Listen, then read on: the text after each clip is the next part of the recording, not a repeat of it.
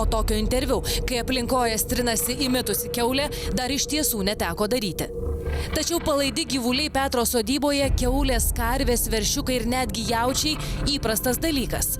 O ir pats Petras neneigia, kad jo kiaulės miške su šernais į pasimatymus eina. Kiaulešernės, štai kas išeina po tokios kiaulių ir šernų draugystės. Tai buvo čia susikelgi. Nu, tai kaip čia taip galima? Šernas palydėjo džentelmeniškai, supranti, palydė iki namų.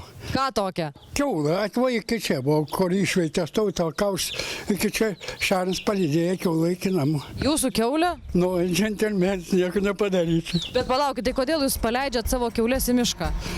Einam parodėsi aš jums, einam. Žmonės skundžiasi, kad jau 20 metų palaidi Petro gyvuliai trypia jų daržus ir pasėlius. Sulaukėjusios kiaulės miške užpuldinėja grybautojus ir niekas, nei vietos seniūnas, nei policija, nieko tam Petrui padaryti negali. Paskirtas baudas už gyvulių nepriežiūrą jis susimoka ir daro savo toliau. Visiškai neprižiūri gyvulių savo, kaip sakoma, laisvė papūgom pas jį. Viskas, kiaulės susikryžminė su šernais, karvės su briedžiais ir ten palaidos, mina kaimynų daržus, siaubė ten. Čia rimtai?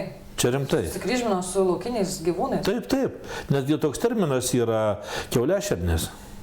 Tai jis paleisdavo tuos savo gyvulius? Taip, visiškai paleidžia ir kur jos nori, jos eina klajoja, kur jam geriau, eina į mišką, kiaulės, karvės per kaimynų daržus daugiau eina.